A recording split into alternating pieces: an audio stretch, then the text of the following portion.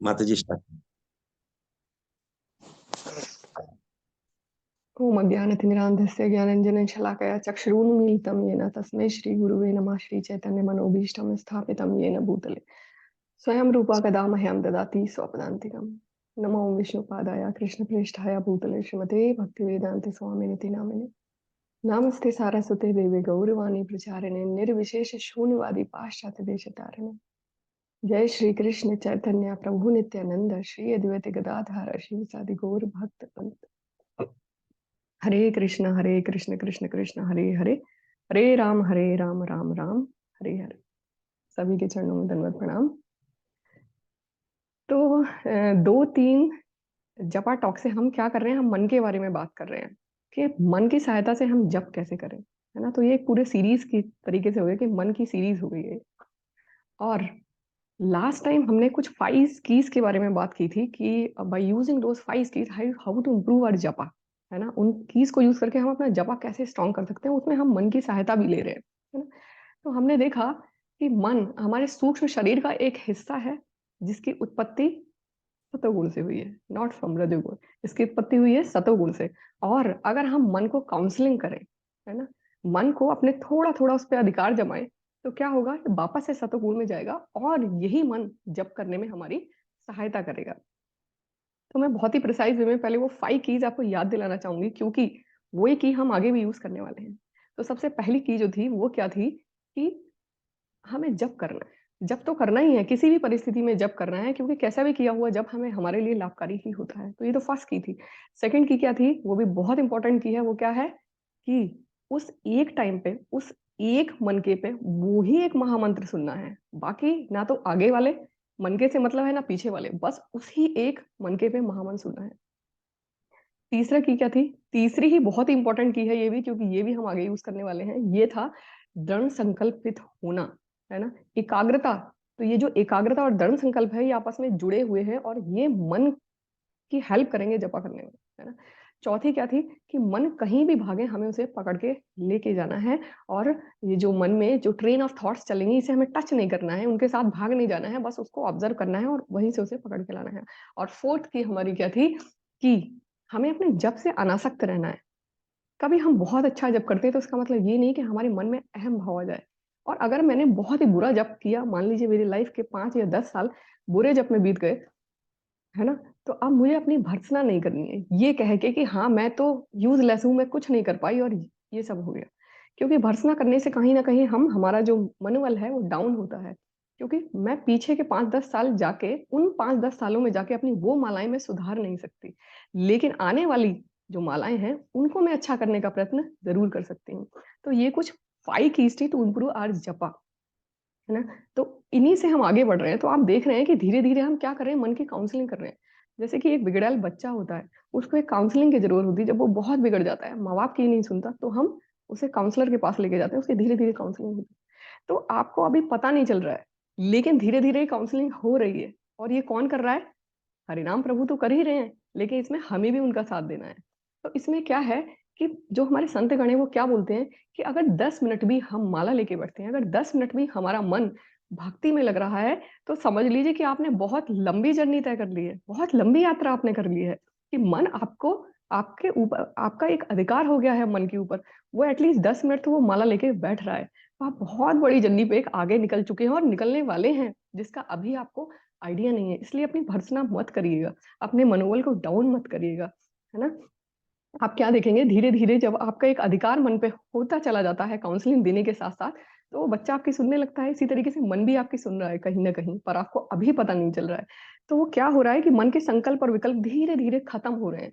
खत्म तो नहीं, लेकिन कम हो रहे हैं। क्योंकि अभी इतने बड़े युग ही नहीं कि मन के सारे संकल्प और विकल्प खत्म हो जाए, लेकिन वो कम हो रहे हैं। संकल्प और विकल्प क्या थे, वही डिजायर करना, एक्सेप्ट करना, रिजेक्ट करना, भोग करने की इच्छा, त्याग की इच्छा। लेकिन अब आप देखेंगे कि मन के संकल्प विकल्प कैसे कम हो रहे हैं। जो चीजें पहले बहुत अच्छी लग रही थी उसमें अब इंटरेस्ट नहीं आ रहा है, उतना नहीं आ रहा है ना। तो कहीं ना कहीं मन हमारे हाथ में आ रहा है, मन कहीं ना कहीं समझदार हो रहा है। और समझदार को इशारा ही काफी, अगर हम मन को इशारा करेंगे तो वो हमारी जरूर सुनेगा।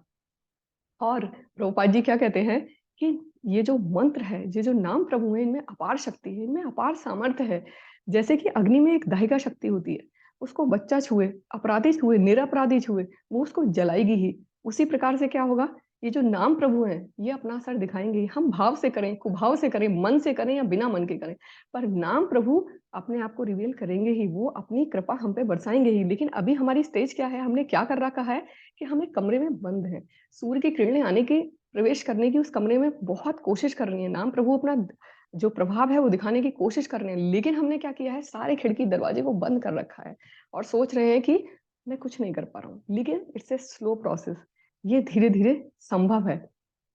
और क्या होता है संदिग्ध, बाकी क्या कहते हैं कि ये जो मन है, ये हमारे अंदर एक एक द्वंद्व चलता रहता है। इसी मन में ये मन खुद से ही बातें करता है, खुद ही की भर्त्सना करता है, खुद ही की प्रेस करता है। तो इस तरीके से क्या होता है, एक मन में एक द्वंद्व चलता है। और ये जो द्वंद्व है, ये बिल्कुल याद कीजिए उसी राक्षस के जैसे है, तृणाव्रत के जैसे। जैसे जब भगवान श्री कृष्ण छोटे थे तो एक हवा के तूफान के रूप में ये तृणाव्रत आया था, उसने भगवान को उड़ाने की कोशिश की थी, लेकिन भगवान ने उसे ही मुक्ति प्रदान कर दी, उससे ही उड़ा दिया। तो ये जो मन का द्वंद है, जब इस पे हरिनाम प्रभु का नाम पड़ता है, जब हम हरे कृष्ण प्यार से कहते हैं, जब हम हरे कृष्ण पूरे भाव से कहते हैं, तो ये जो तृणाव्रत नाम का ये जो द्वंद हमारे मन में चल रहा है, ये चला जाता है। हमारा मन इससे मुक्त होता है और वापस से सतगुण में आता है। और बाकी बहुत से ख्याल चलते हैं कि मैं आंखें बंद करके जब करूं कि आंखें खोल के जब करूं। तो देखिए, जब आप आंखें बंद करके जब करते हैं, तब आपके आंखों के भीतर कोई ना कोई छवियां आती हैं। छवियां मीन्स कुछ कुछ पिक्चर्स चलती रहती हैं। आपकी जीवा तो नाम जप कर रही है, लेकिन आप उन पिक्चर्स में खो गए हो। तो वो क्यों खोए हुए हैं, क्योंकि आप कहीं ना कहीं इमोशनली अटैच्ड हैं। तो आपका मन जहां भी इमोशनली अटैच्ड होता है, वहां पे वो इमोशनली इन्वॉल्व हो जाता है और फंस जाता है वहीं पे कि उसने मेरे साथ ऐसा किया, मैंने ऐसा किया, उसने मुझे धोखा दिया, मैं तो ऐसा नहीं, वो ऐसा है। तो इस तरीके से मन जहां भी इमोशनली अटैच्ड होगा, वहीं पे मन फंसेगा। तो क्यों ना हम अपने मन को कृष्ण से इमोशनली अटैच कर लें, कि खाना भी हम उनके बिना ना खाएं, कि भगवान को भोग लगा के खाऊं, आज भगवान ने ये ड्रेस पहनी है, आज मैंने उनके साथ ऐसे किया। क्यों ना हम अपने मन से बात करने की जगह कृष्ण से बातें करें। तो जब हमारा मन कृष्ण में इमोशनली इन्वॉल्व हो जाएगा, अटैच हो जाएगा, तो कृष्ण में फंसने के लिए बहुत स्कोप है हमारे मन को, है ना। कि जब आप अपनी आंखें बंद करेंगे, तो हो सकता है आपको मयूर पिच्छधारी कोई नजर आए, कोई पीताम्बर धारण करता हुआ नजर आए, कोई मधुर मुस्कान के साथ नजर आए।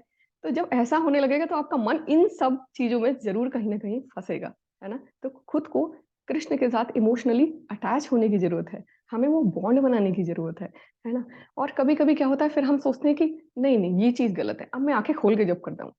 तो जब हम आंखें खोल के जब करते हैं, तो उसके लिए एक टेक्निक होती है कि आप हरे कृष्ण महामंत्र को त्राटक के जैसे अपने सामने रख लें, है ना।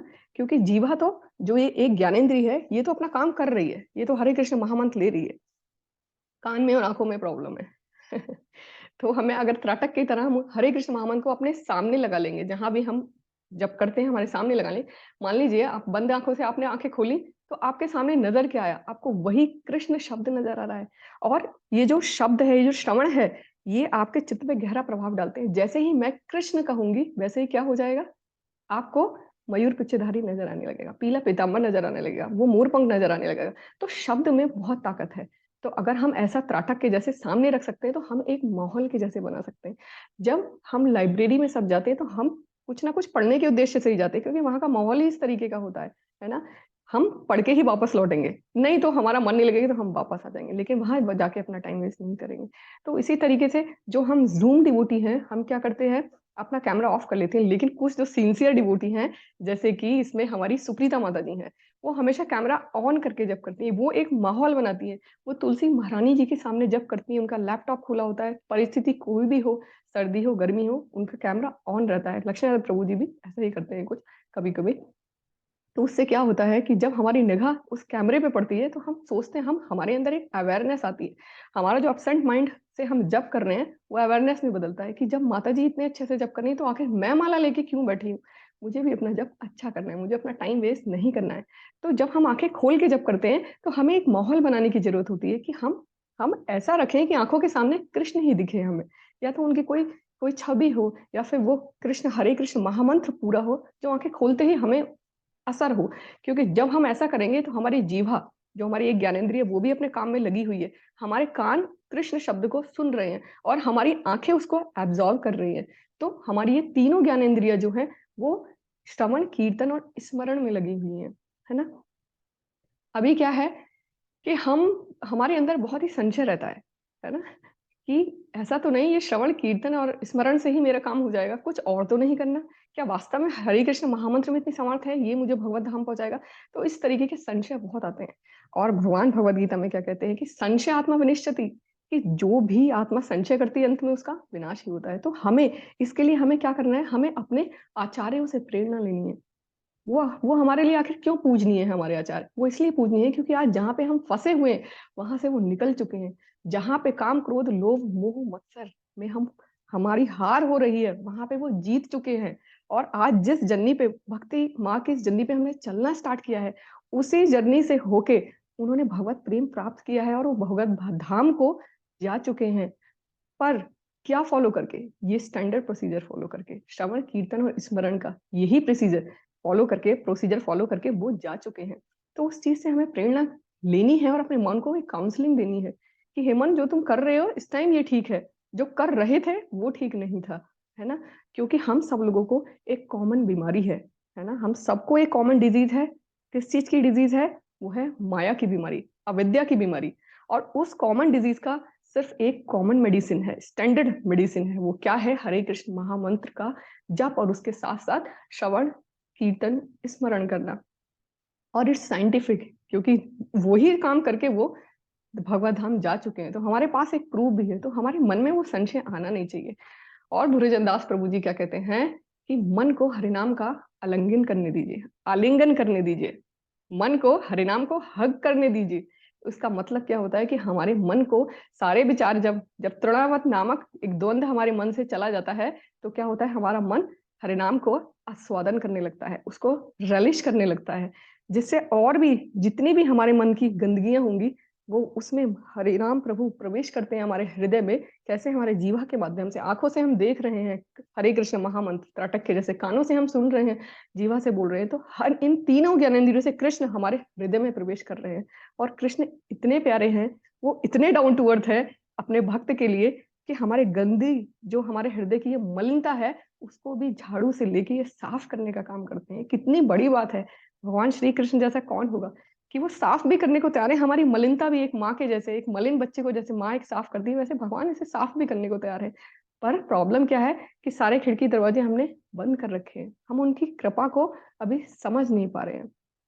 और इसमें जो मैंने बोला था कि थर्ड की जो थी वो बहुत इंपॉर्टेंट थी, वो थी दृढ़ संकल्पित रहना।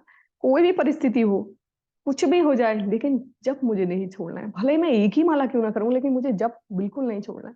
कभी कभी हम सोचते हैं हमें 16 माला करनी है और हम बहुत ही डिप्रेशन में आ जाते हैं कि 16 माला नहीं हो रही है। एक माला करिए, लेकिन अच्छे से करिए। उस एक मनके पे श्री कृष्ण को ऐसे ध्यान करिए, ऐसे मन को फंसा लीजिए कि अगर कोई पीली वस्तु दिखाई दे तो लगे कि मेरा कृष्ण पीतांबर पहने खड़ा है। अगर कोई डार्क कलर का नीला और हरा रंग दिखाई दे तो उनका मयूर पुच्छ याद आना चाहिए। अगर कमल कहीं देख लें तो कृष्ण के नेत्र याद आने चाहिए। तो इस तरीके से हमें अपने मन को इसमें फंसा लेना है। और कैसे भी करके ये जो 5 कीज हैं, इसमें अपने मन को, मन की सहायता से हमें जब करना है, क्योंकि आखिर मन है तो एक बच्चा ही, और ये संभलेगा ही। और सबसे बड़ी बात इसमें क्या है, ये एकाग्रता वाली की क्यों है? क्योंकि हम, हमारा ये दृढ़ संकल्प है, वो इतना जब एकाग्र हो जाएगा कि हमारी तीव्रता बढ़ने लगेगी। तीव्रता किस चीज के लिए बढ़ने लगेगी इस टाइम? कृष्ण से मिलन के लिए बढ़ने लगेगी। और भगवद गीता 4.11 में भगवान क्या कहते हैं? ये यथा माम प्रपद्यन्ते तामस्त तैवम भजाम्य हम। इसका मतलब क्या हुआ कि जो जितनी तीव्रता से मुझसे मिलने की आकांक्षा करता है, उसी अनुपात में, देखिए भगवान क्या करे, उसी अनुपात में मीन्स उसी रेशियो में मैं भी उसके साथ वैसा ही रेसिप्रोकेशन स्टार्ट कर देता हूँ।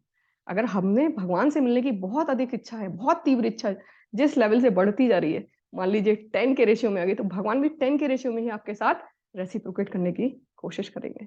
तो भगवान पे भरोसा रखिए, अपनी भर्सना मत करिए। जो मन का तृणावर्त है वो एक ना एक दिन चला जाएगा।